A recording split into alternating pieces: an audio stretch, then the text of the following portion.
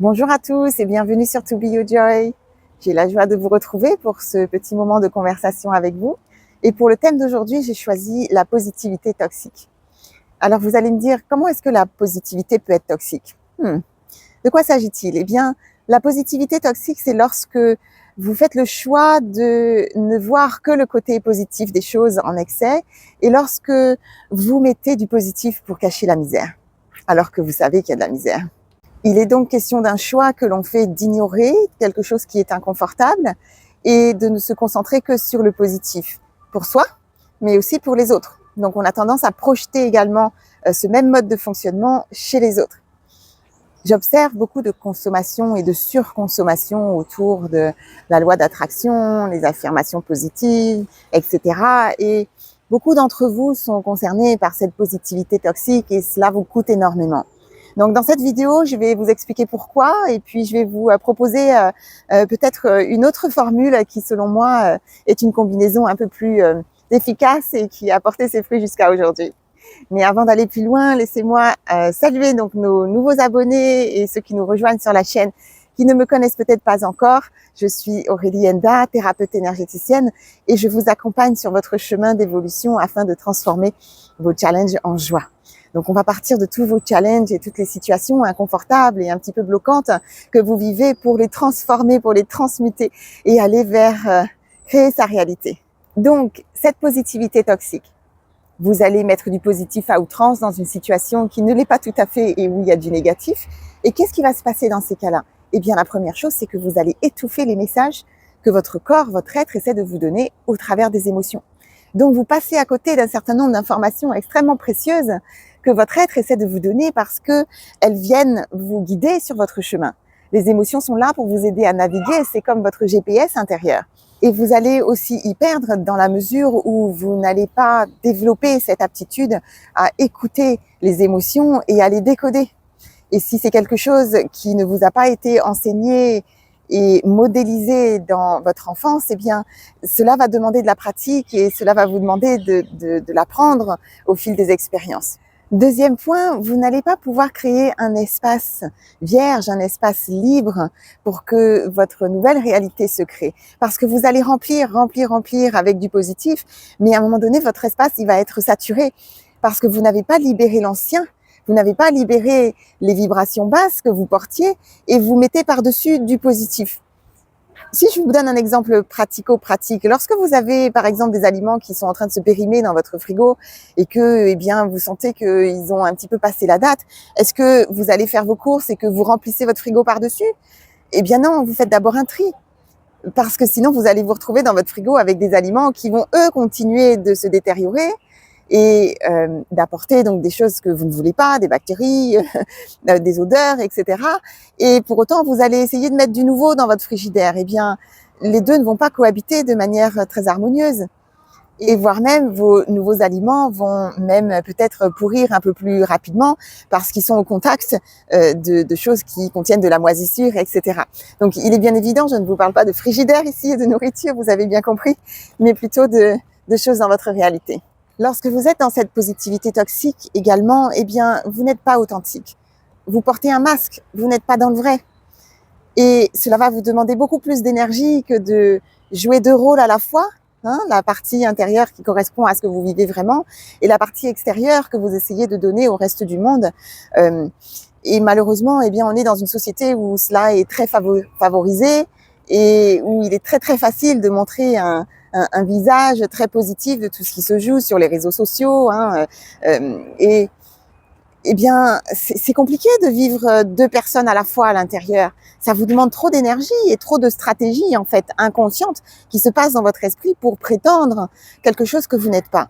Donc, ça va vous fatiguer en énergie et donc vous baisser en énergie. Vous drainez vous-même. Et vous ne pouvez pas demander aux autres d'être authentiques avec vous et d'être vrais si vous ne l'êtes pas vous-même avec vous. Donc, inévitablement, vous vous mettez aussi à risque d'attirer des personnes qui ne sont pas vraies avec vous et qui vont peut-être vous faire vivre des situations de trahison, par exemple. Vous ne pouvez pas demander à quelqu'un d'être à l'écoute et de vous écouter si vous ne vous écoutez pas vous-même. Si vous-même vous étouffez vos émotions et que vous n'êtes pas honnête avec vous, eh bien, vous allez porter cette vibration et cette vibration, eh bien, risque de vous entraîner des miroirs et des rencontres qui vont vous montrer par effet de miroir ce que vous portez en vous-même. Lorsque vous faites le choix d'ignorer ce qui se passe en vous et donc de ne pas écouter cette émotion parce qu'elle est inconfortable, bien souvent, eh bien, vous faites ce choix d'ignorer ce sentiment. Donc pour vous, et ça vous concerne vous, mais la majeure partie du temps, vous le faites aussi pour les autres. Et donc vous avez parfois une tendance à invalider les émotions des autres, quelqu'un qui va venir exprimer quelque chose qui est inconfortable et vous allez essayer de le relever en disant mais ça va bien se passer, mais t'inquiète pas, c'est pas grave, etc. Et donc de ne pas valider les émotions et les sentiments de l'autre. Et ça, eh bien, ça cause beaucoup de tort à la personne qui va être en face de vous parce qu'elle ne va pas se sentir entendue. Et cela va coûter beaucoup aussi à la relation, au lien que vous entretenez avec cette personne. Donc oui à la positivité, oui, mettez du positif dans vos vies, mais pas pour cacher la misère. Et donc ce que je vous propose, eh bien, c'est de faire les deux en même temps. C'est de faire en sorte de pouvoir accueillir ce que vous vivez vraiment, être honnête avec vous, accueillir vos émotions, accueillir la réalité telle qu'elle est sans essayer de faire semblant et en même temps d'ajouter du positif par la suite. Donc on libère d'abord et ensuite on remplit avec quelque chose de plus aligné, de quelque chose qui a une vibration plus haute. Et c'est ce qu'on fait dans les soins, on va libérer tout le temps. Et moi, je vous mets toujours face à votre réalité quand on est dans les soins.